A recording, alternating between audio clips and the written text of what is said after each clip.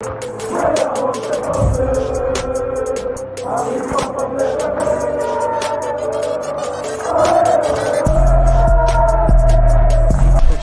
out to Kopish. Shout out to Kopish, guys. Keep all the good work the up. two legends, Emil Heskey, Howard Gill. Can't get much better than that, guys. Yeah. You know what to do now. Like, comment, subscribe. I'm with legends, guys. Kopish.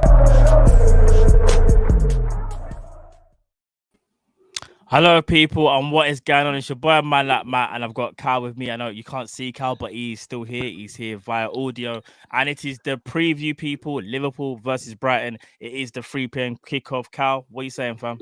Not too bad, bro. Apologies to everyone that I can't be on camera, but I didn't want to miss out on this, though. So this is the next best thing. But yeah, looking forward to the game, bro. How are you? Yeah, not too bad, bro. Not too bad. And to be honest, like, I still can't get over that 5-1, bro, against Man United. So, 5-0, do you know what I mean? There's a clean sorry, sweep, 5-0. bro. Where am I getting 5-1 from? Oh, yeah, Ronnie it must had have the been that goal, it's Ronaldo allowed, bro. goal that apparently, well, it wasn't a goal. But no, I'm still gassed over that. And even though we played a game, obviously, during the midweek, that was a different team. Do you know what I mean? So it's very, very different. The Premier League is what it's about for me. And this is where, obviously, I think most of our fans do get that excitement. And yeah, bruv, we're back at Anfield this weekend, Cal. We got Brighton. Brighton are actually doing very, very well. First of all, Cal, are you surprised by Brighton? Because right now they're in 5th place. No, I'm not surprised by Brighton. I'm more surprised around the teams around Brighton that they've not been able to capitalise and be above them. But Brighton are a good footballing team. And again, I was watching, or should I say, I was listening to Klopp's presser earlier, and he was speaking about the Man City game, because obviously the scoreline makes it seem as though it was a complete and utter domination and shutout by City. But he said there were large portions where Brighton had more possession than City, and they were actually had City on the back foot. And like, apart from Liverpool, who else plays City and has more possession than City? Like, they are a footballing team, and Brighton are going to be difficult for any team to play. And I think the difference with Brighton and the other teams is Brighton don't necessarily have those killer players. Like, they don't have that killer midfielder. They don't have that killer striker. They don't have those killer wingers. But again, like, without going off too much of a tangent, it just goes to show someone like Graham Potter, in my opinion, is ready to take that next step in his managerial career. And I think he's going to be a top manager if he goes to the right place. Yeah, no, I fully agree with that. And I think, you know, even last season, big up everyone in the chat, by the way, as well. Big up you guys each and every time. I think it was Kevin, actually, Kevin Ball. And Kevin Ball, he says, only took 1 point from Brighton last season, another revenge game this season. And it's so true. And just like how you said, Carl, they are a footballing team. And I know we were understrength last year due to the injuries. But still, you have to give them credit, because remember, just like in football, the term is you can only beat what's in front of you. And they did do that. So I think, you know, even though they lost to Man City, you look at their form isn't the greatest, but I think in their last 5, they've lost 1, drawn 3, and won 1, I believe. I think in their last, look at their results now. So they beat Leicester 2-1, then they drew with Palace, then they drew with Arsenal, then they drew with Norwich, and they obviously lost to City. So they're drawing a lot of games. Yeah. They obviously had a big defeat against City, but as you said, it could have been maybe a slightly different game. And when you play against Man City, it's very rare, other than us and maybe a Man United on their day. Ollie is at the wheel properly. They can sneak a win for Man United. You can sneak a win maybe, but you know, you got to give them credit. So going by their form, do you think they're going to come into this game on a revenge thing themselves, thinking that, right, we lost 4-1. We are better than this. We are in 5th place. Like, let's try and get Europe. Or do you still feel like us being at home is like a sort of a detriment to them because it's Anfield? I don't know. It's a tough one, because look, even the season where we won the league, we beat them 2-1 at Anfield, if I remember. It was 2 Virgil van Dijk goals in the first half. But in the second half, they really put us under pressure. And I think, was it Alisson? I think Alisson got sent off, if I'm not mistaken. Did he get sent off in that game? Someone got sent off. I think it was Alisson that got sent off, and then they scored a quick free kick, and we were hanging on towards the end of that game. So even at our peak, we had a little bit of difficulty with Brighton. Obviously, last season we lost them at home. We drew away from home with that contentious penalty of Danny Welbeck and Robbo. Yes, yeah. So it's never really been an easy game. Again, the season where we won the league. We beat them at their place at the Amex, which was, I think it was 3-1. But again, the first couple of goals that we scored, I think, were mistakes by them. And then once they got a grip of the game, they made it really difficult for us. So it's not going to be an easy game. And again, if Basuma's playing, I'll say his name now since he's been playing football. Yeah, again. he's been in the squad. He's been in the squad. He has. But if he's playing, I think it gives us a different proposition to deal with in midfield as well. And that's where the battle's going to be won in this game, in my opinion. Definitely, and I'm going to get on to, obviously, we're going to get on to the starting lineup soon. I'm talking about teamies first, though. Football Bloods TV says, big up Matt and Cal, lots of love from Malaysia. Kanate to start again, question mark, or Matip back online. Brighton is a top side, by the way. Football and Bloods TV, yeah, we're gonna talk about the starting lineup very, very shortly, so we'll answer that soon, my bro. Big up John Conway says, good afternoon, Matt and Callum. So, kind of leads me onto some of the team news that Klopp has spoken about so far. So first he spoke about Naby Keita, and he said Naby Keita looks good. We were all surprised, but he was obviously lucky, so I think he will be ready. What's your thoughts on that, Kel, regarding Keita? Over the moon with that. Again, I'm not going to sit here and act like I've been Keita's biggest supporter or always backed him, and I've not criticised him. I have, but when I can't see your face, Kel. But when a player's playing well, you have to sit back and you have to give credit where credit's due. So I think Keita, especially in the game against Man United, I think it's good that he's back. I think obviously we needed reinforcements in midfield, and had we not had him available, it would have been literally down to our bare bones in midfield, especially with Fabinho being out. So I'm happy he's back. I think he starts. Yeah. I want to throw a question at you, Matt, and to everyone in the comments. Is Naby Keita better suited for Liverpool when we're playing away from home, and we may potentially have to do more of a counter press than when we play at home and we usually have the lion's share of possession? I think he's good for both, because I know obviously I'm Naby's biggest fan on the channel, but I do feel like he can do everything. So if we are going to have a lot of possession of the ball, which I'm expecting us to have, he's someone that can utilize it the best, because he can also get the ball and run at people. And I know I talk about it like it's just strictly A to B, but that's something that we probably don't do enough of, especially when teams maybe are, very hard to break down. 2 banks of 4, very disciplined. You kind of need someone with a little something to kind of open up some space, and whether it is a little quick drive and drop the shoulder and beat one man. Because remember, when you've got when you're playing against like a deep line or a very organized defense, all you kind of need to do majority of the time is just move one man out of place. It's a bit like chess, and then you can start working your way in. Do you know what I'm saying? And I kind of feel like he's the perfect guy to do that. Also, we do have other, midfielders that are better and different in their own right, shall I say, like Curtis Jones as well, I think, can open up space. And so, believe it or not, can Oxlade-Chamberlain, just in a different way as well with his powerful running. But I just think if we're going to go by, especially what we've seen this season, I would have to say the performances of Naby Keita above sort of like your Curtis Jones and your Oxlade-Chamberlain. I think he does warrant at least to see what he can do. Agreed. And look, as I said, Naby's been good this season. I think some games he hasn't been at his best. Other games, like the Man United, he has. Yeah. But a lot of the games he's played this season, he's had an impact when he's played. You think about the Palace goal, or Worldy, the Atletico Madrid game. Yes, didn't have his best game, but without that goal, we don't win the game. Worldy. The game against Man United, he gets the route going. Plus, he's the one that sets the press in that game. Yes, so he set tempo. He was coming into a good form. He was coming into consistency. So I'd like him to continue that consistency, because again, I'm not going to change my tune. This is his season to save his Liverpool career, but also he needs to be fit to try and save his career. What I don't want is he's always injured and we're left thinking, what if? I'd rather him play and fail than not play at all, if that makes sense. Yeah. Because at least he's given it a go. At least he's given a chance to make it work. Do you know what I mean? Yeah. No, I fully agree. And big up Jamie as well. Big up yourself in the chat, bro. It says Keita taking special pills, looking stronger. Big up Jamie as always. And big up everyone else in the back. Chris Batt, he also says, I think he's talking about a formation change. I'm guessing that's in response to someone else in the chat, because I think the offensive defender says Hendo at 6 over Hendo at the 8, I believe. That's what he was trying to respond to. I'm not gonna lie, I'm starting to prefer Hendo in the 6. All right, let's not get carried away yet. Let's not get carried away. Let's not get Yeah. carried away. Let's see what Yeah. happens. But talking about the 6, that actually leads me on to Fabinho.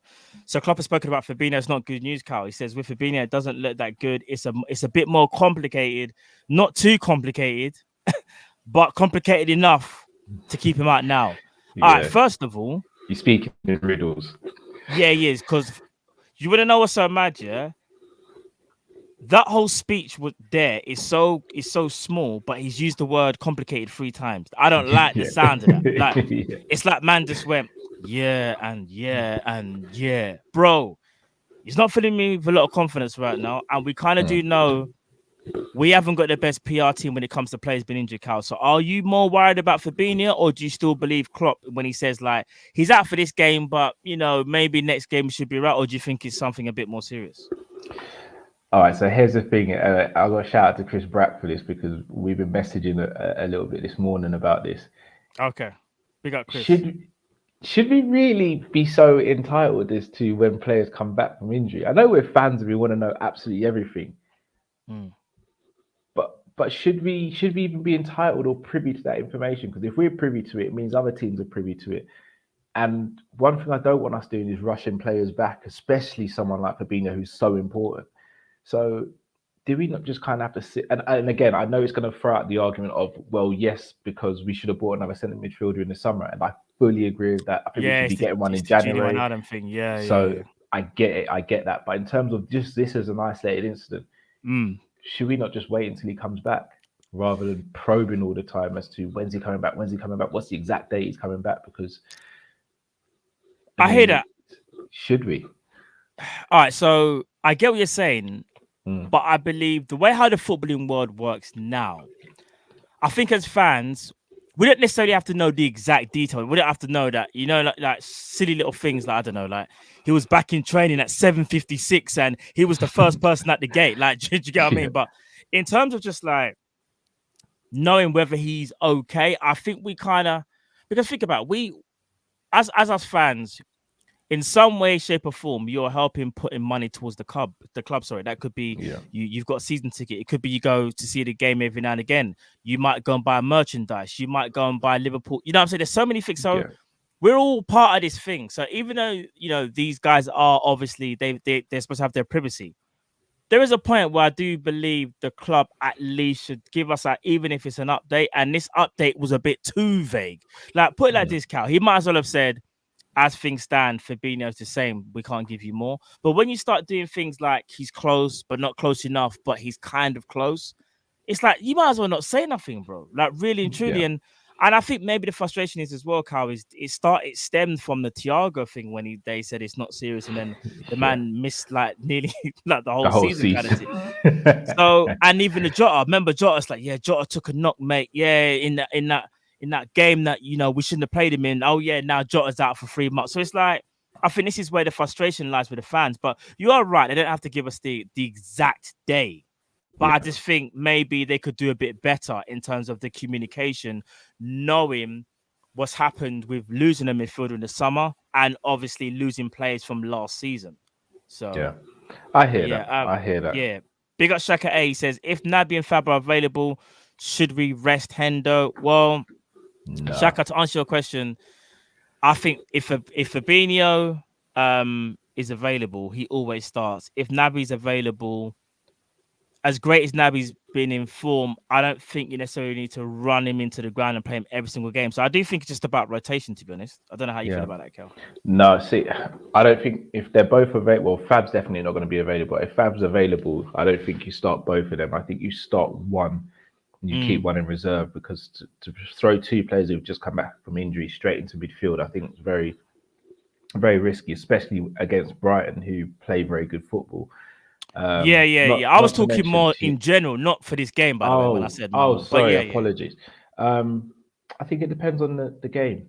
I know it's sort of sitting on the fence, but I think it depends on the game. I think if the game dictates and it's okay, then yeah. But again, you know what I'm on, Matt. I'm on this rotation thing. I want a big squad and I want rotation, because I think we're already seeing how well it's doing for us so far this season. We're unbeaten in all competitions. We're looking good. We're scoring goals. And I think that's because we're able to rotate more. Like Agreed. 2 years ago, bruv, do you honestly think we'd have gone to Manchester United at Old Trafford, rested Mane, not had Fabinho, not played Not Matip, Matip, it would have been, and and we had no got five? Konate. Yeah, for Like, real, and had no Konate. the squad is much healthier. It's the healthiest the squad's ever been. So long may it continue, and I'm up for rotation. I want it to be a point Definitely. where we do these preview shows and we're like, we can't guess what the lineup is, but whatever the lineup is, we're calm. Definitely. And you know what? That leads me to my last piece, Cal, regarding team news, and that's Thiago. So Klopp says Thiago was in team training for the first time yesterday. We did a session where he could be a part of pretty much the whole season, but that doesn't mean he's ready to play a football game. So I think Klopp's pumping the brakes on this one so far. It's like it does seem like Thiago, as he said, has just come back, and this is more of an informative update. And this is what I wanted to hear. He's not saying going by that Thiago might be on the bench. Do you get what I'm trying to say? If you read between lines, he's saying doesn't mean he's going to play a football game, but because he's Thiago and he was able to take part, there is a possibility. And these are the updates that I want to see a bit more of. But just quickly, Kyle, before we move on to the team news, what's your thoughts on the Thiago news? Like, do you think he will be ready, or do you think Klopp's even playing it down, or do you expect to see him a bit later on, maybe in our next game? I think Thiago makes the bench, but I don't think he sees any game time. I think he makes the bench for Atletico Madrid, and I think he plays maybe around 30 minutes in that game. And then we'll have the international break after that. No, we'll have West Ham after that, and then the international break. So I think he'll. Do you know what? I go back on that. I don't think he'll make the bench tomorrow. I think he'll make the bench at Atletico, maybe play about 15, 20. Make the bench against West Ham, maybe play about half an hour, depending on how the game's going. And then after the international break, then I think we'll see more of him in the team. Excuse me. Nah, fair play. All right, well, bro, let's move on to the lineup now. This is going to be interesting, especially when we get to midfield. But all right, let's go first, Kyle. I'll let you start first. Obviously, in fact, goalkeeper already picks itself, right? Sure. Yeah. So Ali's back. You going for in defense, bro? I'm going Trent. I'm going Konate and Virgil. And then I'm going Robbo left back. I'm going for the exact same back line. I think Konate should keep his spot. I think he had a very good game against Man United. Wasn't perfect, by the way, but very, very good. And I just think he's going to learn from this game, from the Man United game. He's just going to get better and better. And I think, as you say, Carl, I'm loving this rotation thing in terms of like, it doesn't matter who we bring in right now in defense, other than, in fact, I take that back, other than maybe Joey, who looks a little bit shaky.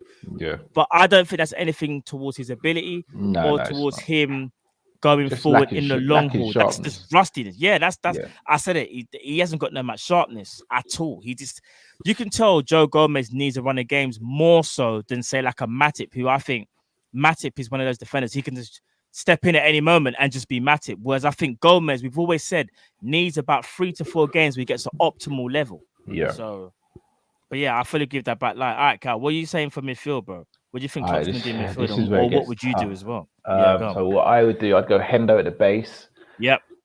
I'd go Naby and Jones. Yeah. Yeah. I know Ox did have a good second half against Preston. Yeah, he just doesn't seem right to me yet, though, to be playing this game. And Jones, for me, has better ball retention. And I think with Jones and Keita, you have the beauty of playing those two is they're very interchangeable in terms of who can sit and who can go further forward. I do think it'll be Curtis Jones who plays more advanced out of the two for the majority of the game. But if Keita goes forward, you're still good. And if Curtis Jones sits slightly deeper, you're still good as well. And as I said, I like Hendo in the 6, so I'm good with that. Yeah. Do you know what? This is actually becoming a bit boring, bro, because I was picking the same midfield because I was like, no, I'll pick James Milner. And I was like, no, James Milner's still injured. Then I was like, what other options do I have? We've got Oxlade-Chamberlain, as you said, but I just don't see Ox starting this game. And as you said, I don't think he's looked as good as Curtis Jones, especially in the cup game. I thought Curtis Jones looked really good. And obviously, Naby Keita has been on such a great run of form recently. In fact, I just say this season. This is Naby Keita's season so far. Long may it continue. So I don't want to curb his enthusiasm in terms of what he wants to bring to the table. So yeah, I'm going with that same midfield, bro. Henderson in the 6. We got no other 6 to play there, a senior player. So Henderson is an automatic starter. So here's where I think it goes a bit mad now. Yeah, go on. I'm going Salah, Mane, and Jota. You're going Salah, Mane, Jota? Yeah. All right, let me land. Yeah, no. Go on. Because look, it hurts me dropping Bobby. But, again, I'm not going to use the word drop. It hurts me to rotate Bobby out because he has played very well recently and he's getting goals.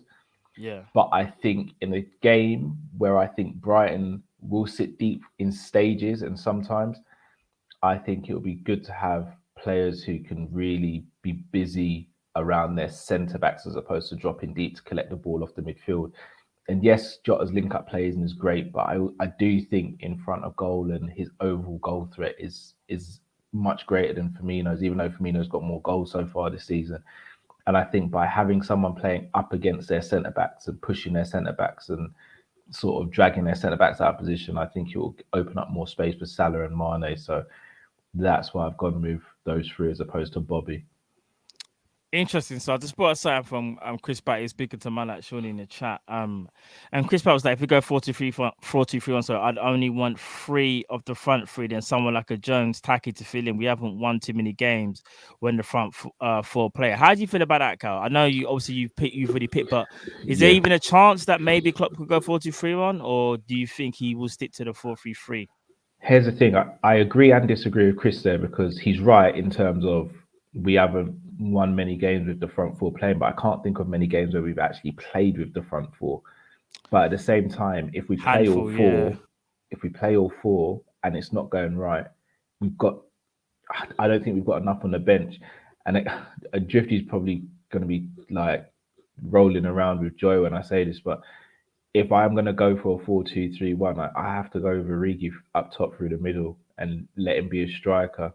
I'm still not fully convinced on Minamino. I know Demo's going to come for me. I know Sammy's going to come for me as well. I'm just not fully convinced with Minamino. I would go 4-2-3-1. I'd go Divock up top. If we're going 4-2-3-1, I'd go Divock up top, Mane, Salah on the wings, and then Bobby in the 10. And then if it's not working, then you've still got Jota in reserve and Minamino as well. No, fair enough. Big up Gene Houdini says off topic, but Robert deserves a statue. The only player to rough up Messi and Ronaldo and won both games. Yeah, he actually did still. Facts. By high scores as well. Yeah, bro. If we sent them man some licks, bro. Do you know what? Yeah. Here's what I'm really stuck. So, all right, Salah starts for me, automatic. Salah starts, like there's no doubt about that. But there's no one else for him to rotate with either. That's a very good point. Do you know what? Yeah, let's not even talk about AFCON because it just came to my brain just now. Thinking, well, we still don't know what's going on with it yet. Yeah, we don't know, but as things stand, I know there was a lot of rumors that it was going to be cancelled. Like officially, I haven't heard it's been cancelled, so I'm taking it as it's still happening. Yeah, do you know what I mean? But again, it's also one of those things. Actually, let me not even get into AFCON because I don't want to think about it right now. All right, so Salah plays right wing, left wing. I'm going. I want to bring back Sadio Mane in. Okay. I want to bring back Sadio. And then up top, this is becoming boring. I think I'll go Jota as well because even though I think Firmino will do the whole drop back and link others into play and create space for the others, I kind of feel like the best way to beat Brighton is not gung-ho, but to like, you've got to have enough runners in behind to kind of like, almost get one player to step out, one player to track Jota that leaves space for Mane or Salah. And not only that, I'm actually expecting Naby Keita to play. And if Naby Keita plays, this is where I will say, this is going to sound crazy, but if Naby Keita plays and he does what he's supposed to do, I think that's where you can kind of get away with not playing Firmino even more so. Because if Naby Keita is running forward and Firmino drops deep, that means one of your front men is almost missing an opportunity to do something and move forward behind the lines. Even though I will say this though, Cal, Firmino's been more of a poacher this season than any one of his seasons other than the 17-18 season so far. So what I'm saying is probably over years of what he's done, but I can't say that about this season. But I'm still expecting Keita to play. And if Keita plays, I'm expecting him to run with the ball, create space, and that will allow Jota, Mane, and Salah to kind of create havoc just by breaking the lines with that one midfielder. So that's why I would go Jota. Yeah, can't disagree. So Can't disagree. Ayub says, rest Mo. Yes, rest Mo. No. Mo's good. You don't need no rest. Not right now. Mo does not need no rest at all. See, if that's the case, and we go have that lineup here, I'm pretty confident that we should win this game because even though Brighton are a very good team, as you said before, Carl, they play football. Surely this should be a home banker for us. But do you want to know something that before I even get to score predictions, I just thought of, yeah? With that midfield with Curtis Jones and Naby Keita, have they played a lot together though? I was just thinking that now.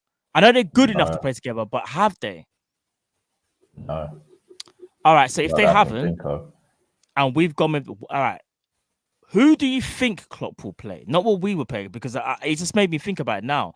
Klopp doesn't really like to play too many games at home where the two midfielders or three midfielders haven't played much together.